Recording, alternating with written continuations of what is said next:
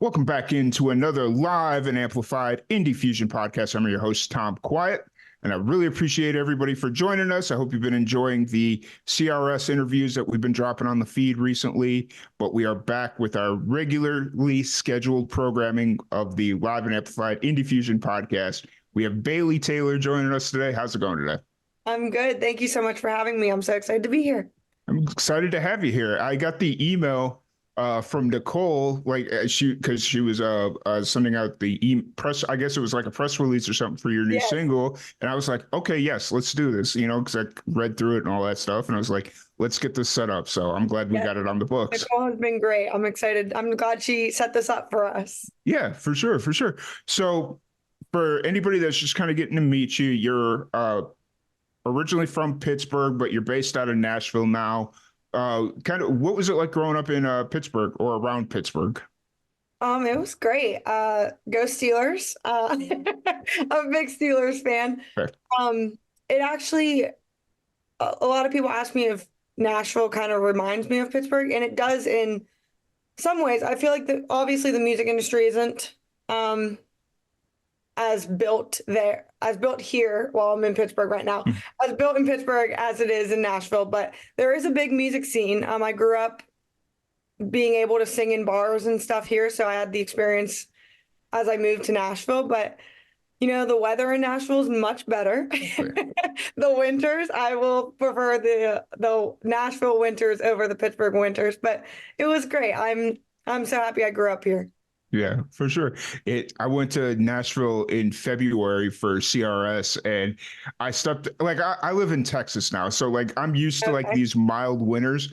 But for whatever reason, in the back of my head, I was like, okay, Nashville is going to be cold. And I stepped outside and I was like, I had a big jacket on. I'm like, I don't need this big jacket. What is going on here? Didn't expect this, but I know I have my winter coats down in Nashville just for decoration pretty much, but I never really need It's one of those things when I go back home to Chicago, it's that's when I usually forget my winter coats, and then I'm sitting outside with a sweatshirt on, and it's like, all right, this is cold, but I'm not buying another jacket. So when I fly home for Pittsburgh, there's just not enough room in the suitcase, so I end up freezing when I land. Right. Oh, so you said Pittsburgh had a pretty good music scene, and probably it still does have a pretty good music scene. Were you at that point? Were you playing cover songs? How did you kind of work your way into the scene? Yeah, I started songwriting at 14, 14 years old. Really songwriting. I would always do poems and stuff at a young age, but I really started to sit down and start songwriting around 14, 15 years old. But I feel like when I would play out I still have the band that I used to start when I first started playing out with. We would just do covers, I feel like, because I'm trying to think, because I worked with a few producers here in Pittsburgh. So I feel like until I got my I'm trying to think, my base of my team that I would work with in Pittsburgh, it would mainly be cover songs, but I threw in a few originals. Looking back, it's funny because my songwriting has come so far, but the songs that I would sing, they humble me now, but the original songs, but yeah, they would mainly be covers. Right. They're always fun. So will you nowadays go back and play some of those original songs, or is this kind of we'll leave it where it belongs in the past? I tried to. I'm in all week. I'm in Pittsburgh all week this week, and I tried to book some, but they were already booked. Yeah. But I tried to. It's always fun. Like I said, it's always humbling to go back to those places because I appreciate that fan base so much for allowing this little 14, 15-year-old girl to sing her heart out.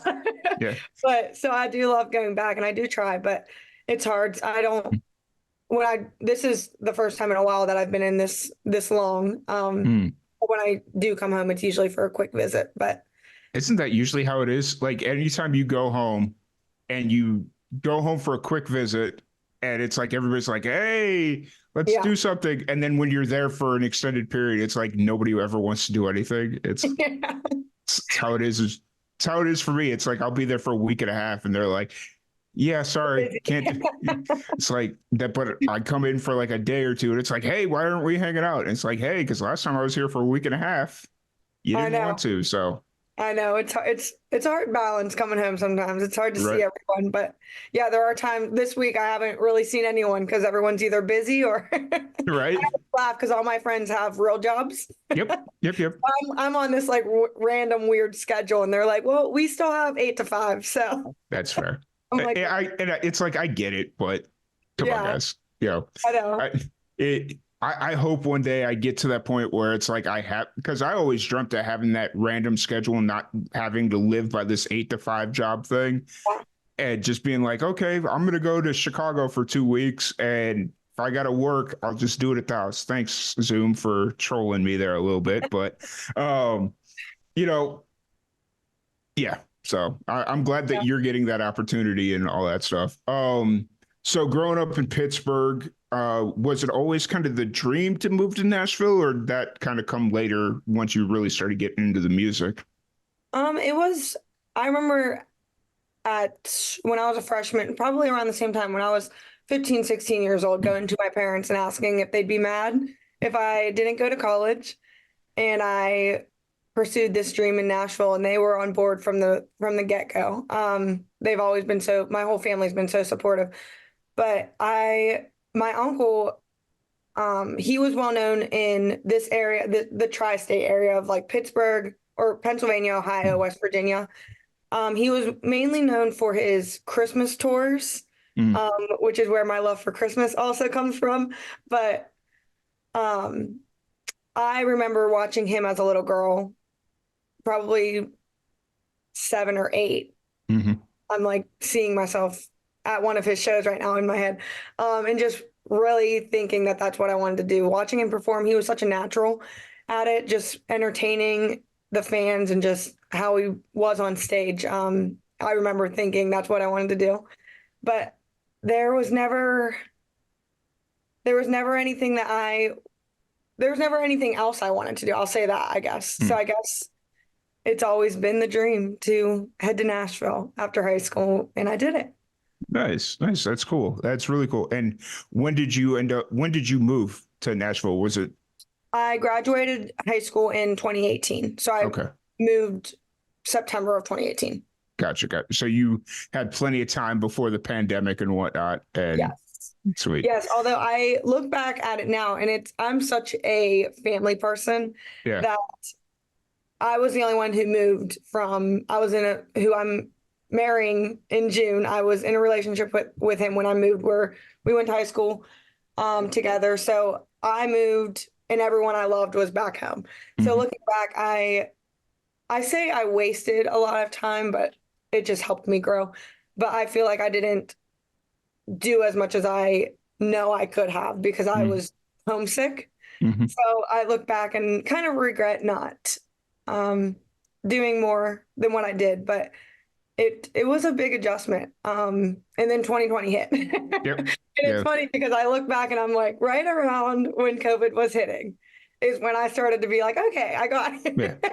Like I can do this. And I mean, those kind of things do pop up, like not COVID, right? I'm not necessarily referring to that, but like you look back and it's like, man, I could have done more, or I should have done more, but that's just all part of the learning process. And if you're not, I don't want to say 100% ready, but it's just like you're always going to look back and be able to be like, okay, I didn't need to sit there for 3 days Yeah. pondering one thing. I could have been out playing, like whatever it is. Cause I mean, I do that to myself all the time where it's like, I could have been doing these podcasts on Zoom from 2017 forward and we'd be in a completely different world right now, but Yeah. I didn't. So we could sit here and think about it, but there's not what we I can do know. about it. So I think it's a human thing. I think mm, we're always doing the what ifs. yeah, right, right.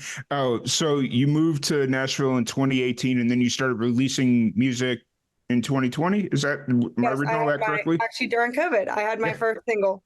Um, and it was a fun, upbeat summer song. I released the summer of 2020. And ever since then, I have been releasing music ever since. So that Nice. was the first. It was called Not a Worry, but at the time we had many worries. Right.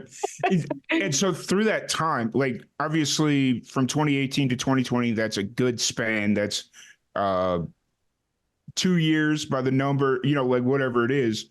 But what was kind of your process as you were trying to figure out who you wanted to be as a musician? Like, who were you listening to, or were you just experimenting with different sound? Like, what kind of was that process looking like for you? I always knew I wanted to be a country artist. I grew up on country. My parents kind of drove me down that path, Yeah. which I love the story writing behind it, or the storytelling, I should say. But I feel like a lot of my music was and is still inspired by like Kelsey Ballerini, Mhm. Carrie Underwood, Carly Pierce.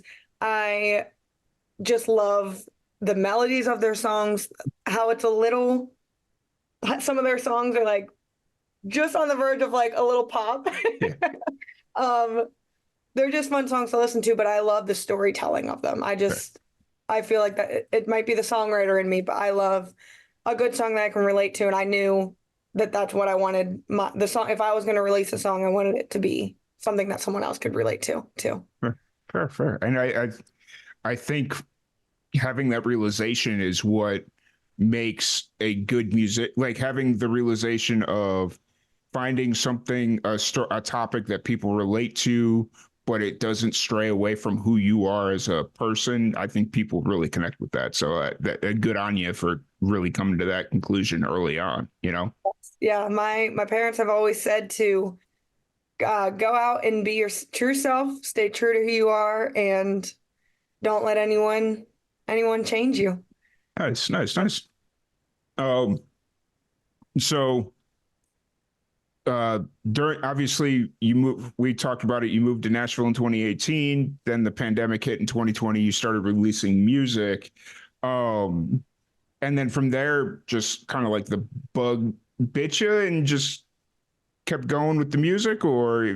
Yes, I have been releasing music ever since. Not as I feel like I go through periods of like releasing every month Hmm. and then taking a little long break. Fair. But I've released probably nine, Hmm. I'm trying to think, nine singles. Yeah. Maybe that could be wrong. But then I also had a Christmas album, Mm. going back to my love for Christmas and what the holiday is all about. Um, I'm very big on my faith, so to create that album was very special to me, and to honor my uncle who passed in 2016, who I Oh said was wow. known for Christmas. So I've released, including that, I've released a lot of music since then, since Nice. 2020. That's awesome. I always love when independent artists do Christmas music, because I think it's one of those things that's always kind of slept on. Yeah, Like, yes, it's really only good for a month, 2 months, but it has universal appeal.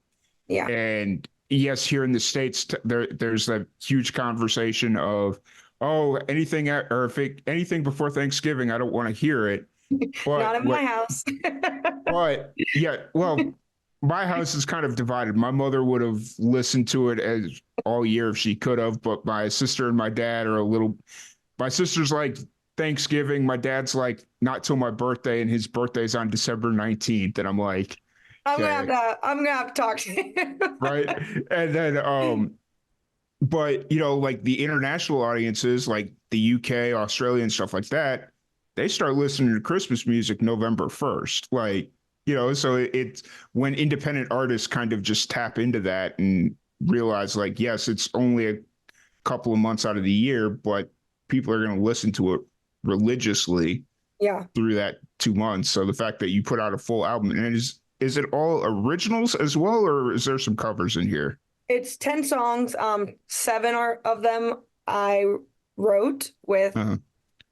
um, well, six out of the seven were three of the same co-writers of mine, my Hmm. cousin and two good friends. And then the other song was me and another girl. Hmm.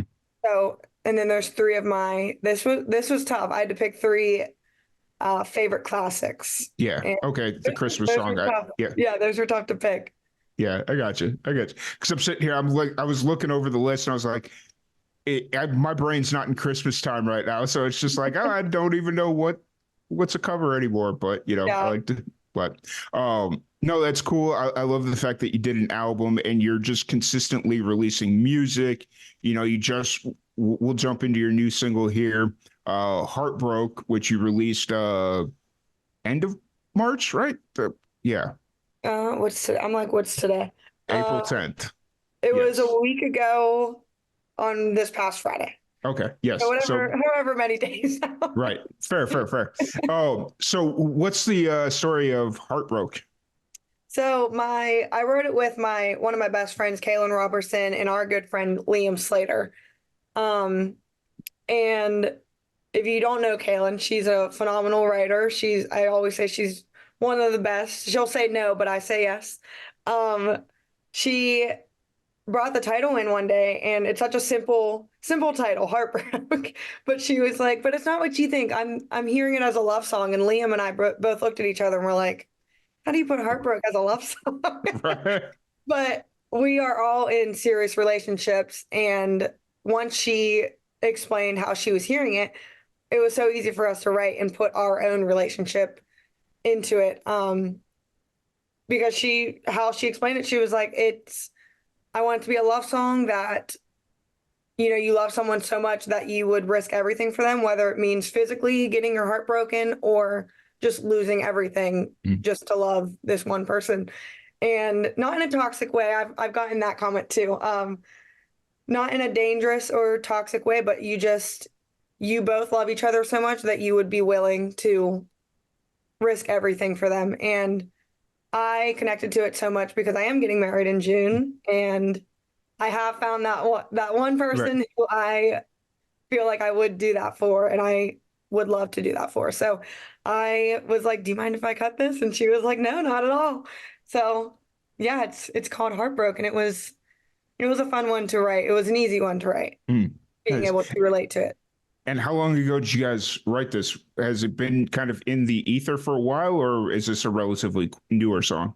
It's relatively newer. We used to write us three, me, Liam, Hmm. and Caleb. We used to write every Tuesday, Hmm. and we couldn't break the cycle because we would get good songs every Tuesday. So we were like, this must be a thing. But then something came up one Tuesday, and we broke the cycle. But we haven't been able to write. But it was one of the last ones, and it was probably back in like November.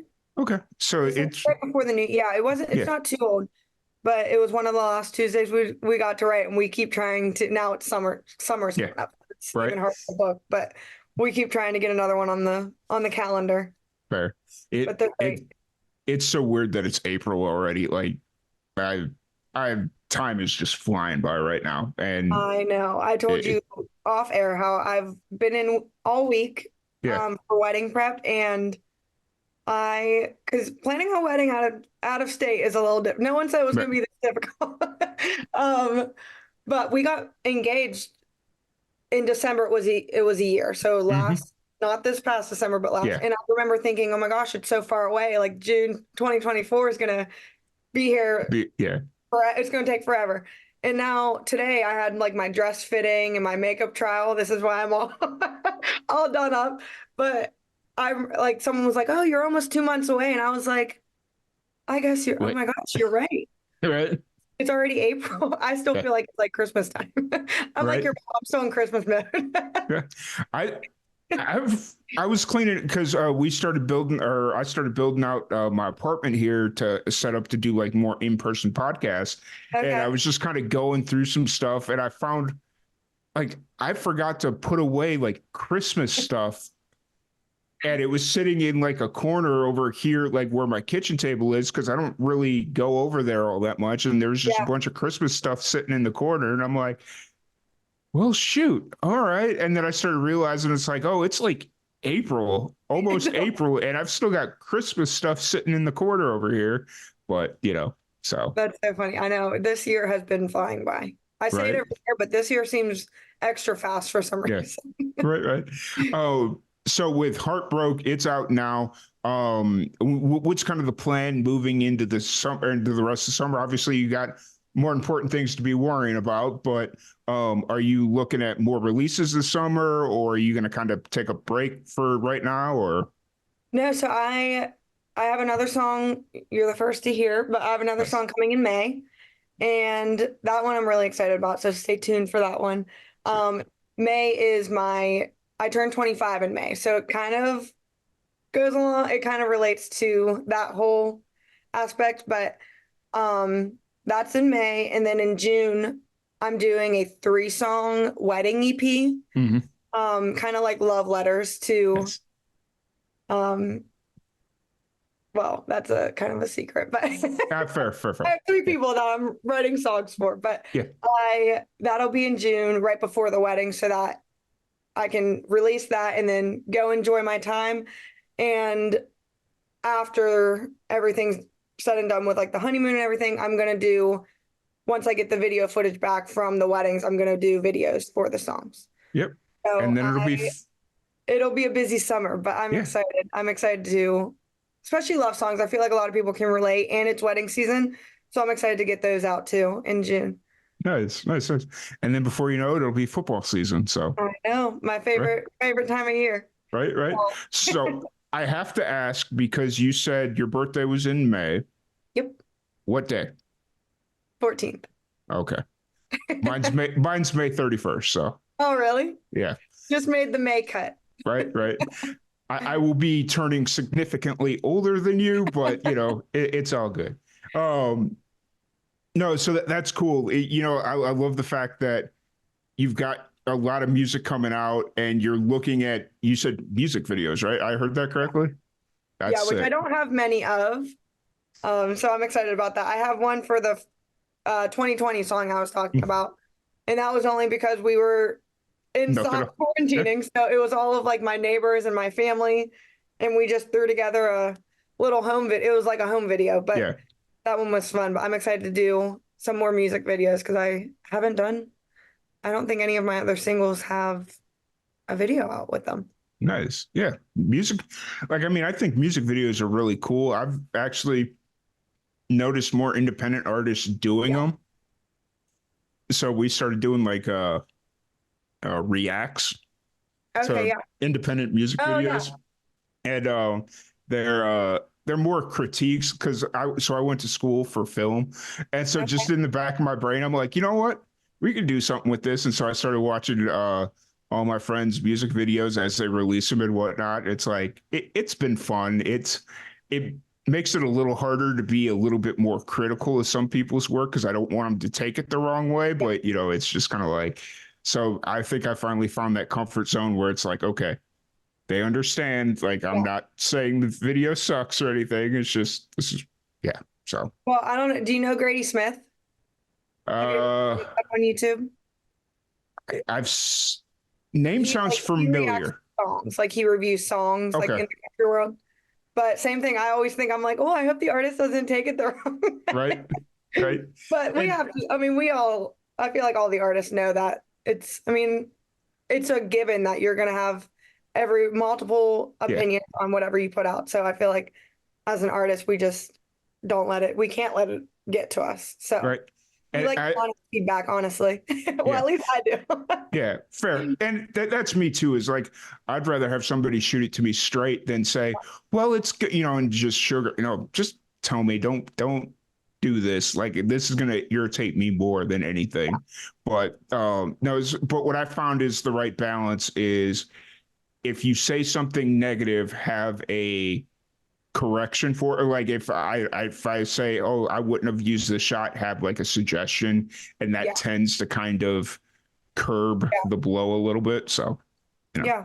um, so yeah.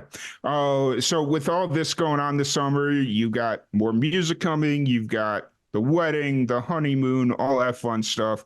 How often are you playing shows right now? Are you playing pretty consistently, or? I am not. That is the one thing I am trying. It's a bad time to uh try and book more into my schedule, but Okay. I am trying to book more. I've been trying, the last couple years I've been really focusing on songwriting. Mm. And this year I made it a goal to try and play out more. And I've been doing rounds like on Demumbrian and just around town. You said you've been to Nashville once? Yep. I don't know if you know like the local Yep. Lotto, all those. Yeah. Yeah. So I've been playing with those. I have a couple coming up this month. But not as much as I can do with my schedule right now. But I am doing something during CMA Fest that I haven't Nice. announced yet. I'm not able to announce it yet, but I that is that's a goal for mine this summer is to start. Nice. Once June passes, I'll be Nice. I'll be more open. If your thing, we'll talk about this offline, but if your thing during CMA Fest is what I think it is, I'll be there. Okay. So yeah, we'll talk about it offline, but yeah. No, that's really cool. I love the fact that but you say you're not doing as much as you could be doing, but I think at some point you just got to kind of take those moments to yourself and just enjoy those, because you're not always going to have that. Especially like once you start building out a family and stuff, that alone time kind of, I guess I don't have to explain it to you, but you'll enjoy. It's important to stop in your tracks and kind of take in where you are and how far you've come. Yeah. And I think that's something I'm really starting to lean into and try and learn, try and grasp. But it's tough when you want to be somewhere and you feel like you've wasted time, but also like you couldn't do what you wanted to do. Yeah. It's like a hamster wheel in my mind. Me like always spinning my thoughts, but yeah, I'm just thankful to be where I'm at right now and just excited to see where I can go. Yeah, for sure. It's one of those things where it's like you thought you couldn't do it, but or you could have done more, but had you done more, would you been able to write that song? Like it's just one of those things where it's like, all right, it's in the past. We'll let it be. Yeah. Yeah. And I am a big believer in everything happens for a reason. And looking back, it is weird because looking back, there are some things that just like small details that, like you said, if I would have been there or done that, I wouldn't have met my best friend or just anything. I wouldn't have been here. I wouldn't have done that show or met that person, but it's a learning process for sure. Nice. So outside of music, you mentioned you're a huge Pittsburgh Steelers fan. Yes. I'm actually, this is quite funny because I said I'm from Chicago, so I'm a diehard Chicago Bears fan. All right. I hope you guys prove the Chicago Bears wrong and do amazing things with Justin Fields. I'm a huge fan of his, and I really wish he would have stayed with Chicago, but I get that whole philosophy. It is what it is. But I just hope y'all, so. Well, I hope we make you proud then. Right. I'm gonna be a Steelers fan this year. I will never be a Steelers fan. It ain't gonna happen. But I just didn't like Justin Fields so much and the way he carries himself. And it's like to send him off to Pittsburgh for practically nothing. It's like sick. The way to go, guys. Yeah. Well, so hopefully we did good this year. Right. So were you born into being a Steelers fan? Was like your entire family Pittsburgh Steelers fans, or how did that kind of come around? I feel like I was born into it, but I'm the only one who like really grew into it. Like I think I just love fall. Like I'm I love football, the weather, and that time of year always gets me so excited. But I was a cheerleader in high school, so I loved the Friday Night Lights, and I still to this day I just said it the other day to a friend. I was like, I would give anything just to go back and be on the sideline for one more game. But I grew up, in high school, I cheered my whole life. So I grew up around football my whole life. And now my fiance's dad is actually an NFL ref. So oh, wow. We're surrounded by, I laugh because I wanted a fall wedding. That was like my dream wedding, and I can't because my father-in-law, but it's a joke in the family. I'm like, thank you. But I love the environment of football, and I just love the game. Nice. I thought you were going to say your father-in-law worked for the Pittsburgh Steelers. I was like, that'd be just That'd be perfect. Right. No, that's cool. Like, yeah, that's really cool. Oh, so other than all that, like, what do you like to do in your spare time when you're like getting those moments to yourself to like not have to worry about music, work, any of that fun stuff? Like I said, I'm a very family friend oriented person. I love if I get a moment to FaceTime my mom or my dad, I love doing that. Catching up with them. I'm always making sure I'm checking in with my grandmother. Um, but I love staying active, and whether that's taking a walk outside or I've been doing Pure Bar, which I don't know if you have heard of that, but it's a like a low and I did an interview the other day too. I should have researched it after. I get it mixed up. I think it's low intensity movements. Okay. Something with like high intensity. It, it's it's it's like 3 pound weights, but you do it for like a minute. okay. So it's low intensity, high intervals. Yes. Yeah. And There I you go. said it in my other interview and I was like, wait, that's not right. I'm gonna have to Yeah. research it. But I started doing that and it's like a 45-minute class. And Yeah. I feel like it's been good for like my mind, just letting go for like 45 minutes, but it's hard. I was like, Mm. at first, when I first signed up, I was like, okay, 3 pound weights, because I do love like I used to go to the gym all the time and lift heavier weights, but so I thought like 3 pound weights, I was like, this will be a breeze.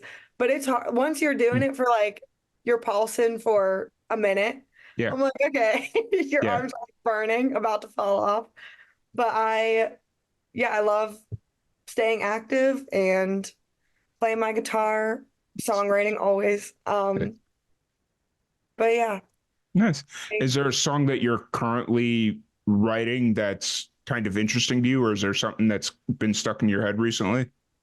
I feel like there's always something stuck in my head. What my parents always used to laugh because I would just get the randomest ideas, like the most random ideas. Hmm. um, in the shower, like I'd wake up in the middle of the night and get this like random thought and like jot it down. Yeah. And it like became a joke of like, oh, what dream is Bay gonna have tonight? And wake herself up to write it down. But am working on one. I am working on one that I'm always doing like personal songs Mm. and just like trying to land the hook of the song is I struggle with that of like trying to like loop the whole song back to like a really cool hook. Um, so I feel like I'm always thinking and always my voice memos on my phone are Ridiculous. Yeah. oh yeah. But yeah, I'm always working on something. I Sure. love it. Now, finding the hook, is that a continuous issue that you have always writing, or is it just more like this particular song? I feel like more I don't know if it's like it might just be a me problem of Mm. if it's a song idea that I've had and it's important to me or it's personal, I want I want it to be perfect. And I think I struggle with like it could be done, but then again, what if this line could be better or what if I could have landed the hook differently? But I feel like personal songs are hard. They're what comes to me the most, but they're also the hardest for me to write because they are special to me and I want them to come off as I have them in my head. So I feel like it's sometimes it comes really easy if it's like a fun idea or a love song. When I went through a breakup, the those songs flowed so easily. But I do think it's more of the sentimental, personal ones that mean so much to me that are harder to write for sure. Right. What do you think that is? I don't know. I think just going back to because it's so important to me and Mm. it's a topic that I'm so, I guess, so personal to. Um, Is it, do you think it's more because you're so close to it that you it want might it be, to yeah. be And I perfect? think it is just me wanting it to be as perfect as it Yeah. can be. Because it is something that is near and dear to my heart and it's something that if I get like a really cool idea and it is personal, I know at least one other person can relate to it. So I want it to be even more perfect so that I can tell my story the way it is and that they can portray it the way I want them to. But I I definitely struggle with the more personal, sentimental songs. Fair. Very fair. Very, very fair. They're very important to me, so I try and make them as best as I can, write them the best I can, for sure. As they should be. Like, I mean, it's okay to have those songs where it's like to sit on them a little bit extra longer because they're so personal to you. And it's like, yeah, I 100% get it. So, Yeah. And um, it's hard having one brain in the room. It's right. definitely, I've realized some of the songs that are more personal and important to me. I've written a good chunk of it and then I'll take it to a good friend or someone who knows like that part of my story or part of me. And I will just be like, hey, I have this much done. I just need your help bringing it full circle. And it definitely helps having someone to just bounce ideas off of or just having someone in the room that can help. So I've noticed that too when I'm writing. Awesome. If I need some help, I definitely am not afraid to ask for it. Sweet, sweet. So you got Heartbroke out now. It's up on Spotify, all that fun stuff. Yes. Um, do you have aspirations of doing an originals like non-Christmas album, or do you kind of see yourself staying in like the singles realm right now? I would love to eventually do an album. Mhm. I'm doing, like I said, I'm doing the 3-song EP Yep. in June, so it probably wouldn't be till maybe like spring next year. Yeah. But it's been a dream of mine to do an album, and it's just financially, it's so Yeah. expensive to release one song, let alone 10, Uh, 10, I- 11. and a full album is such a gamble nowadays, unless you're like actively on tour and you're playing in front of new people a couple of times a night and not just doing like the Nashville, like not that you can't play in front of new people every night in Nashville because I feel like you probably can, but like just going into new cities and trying to grow your fan base, a full length album is such a gamble right now. And Yeah. me personally, I like it. Like I like full length projects, but I understand, especially for independent artists, it's like it's not always the easiest case. Yeah. Yeah, I So, definitely, it makes, I don't want to say it makes it more worth it, mhm, but it definitely helps when you have a bigger fan base mhm. with with a project like an album because it is financial, it's expensive, but it's hard to release so many songs when you know that not as many people are getting to hear them. So it's almost like oh, like I did all this work, but only Mhm. this amount of people is getting to hear it. But on the flip side of it, my fans that I do have are so great that I want to be able to give them this album. Um, but it's definitely going to be in the works. Sweet. Yes. Awesome. Hopefully in August. This is my planner. Nice. You're just kind of filling out that date book right now Yeah. as we sit here. That's Yes. awesome. I love it. I love it so much.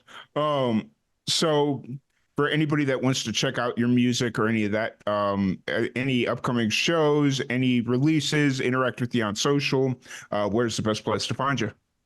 My website has it all. It's BaileyTaylorMusic.com. Bailey Taylor, Taylor. I get Tayler a lot, and I'm like, Mm, nope, OR. But BaileyTaylorMusic.com has everything: shows, um, music, where to find me, my socials, merch. I even have some nice. merch, but Instagram. I don't have a Twitter. I should probably get one, people say. But Instagram is Baytay Music, Baytay Music. Nice. And What's TikTok. your favorite social media platform right now? Probably Instagram. Mm, It's the OG for me. I feel like yeah. growing up with like in middle school, I feel like it became like really popular in middle school for me. Yeah. So I feel like it's just the one that I'm the most comfortable with using, and it's just it's been good to me since middle school. So I feel like I owe everything to Instagram. Fair. It's where I've gotten my first fans. But then TikTok, man, TikTok is huge nowadays. It's blown up. People's careers have blown up because of it. And I actually my last song before Heart Broke went viral on TikTok. Yes. So I do appreciate the fan base on there, but I'm just so bad at it. That's another thing that humbles me. I can't dance for my life, and I am just so bad at making TikToks. So when I do have a good one, I'm like, okay, I'm good for the next couple weeks. Right. I'm so bad at being consistent on there, which I should be. What scares me about TikTok is the randomness of the entire platform. That's what scares me about, and not scares me. That's what makes me not wanna post a video or anything. Like I'll put up a video.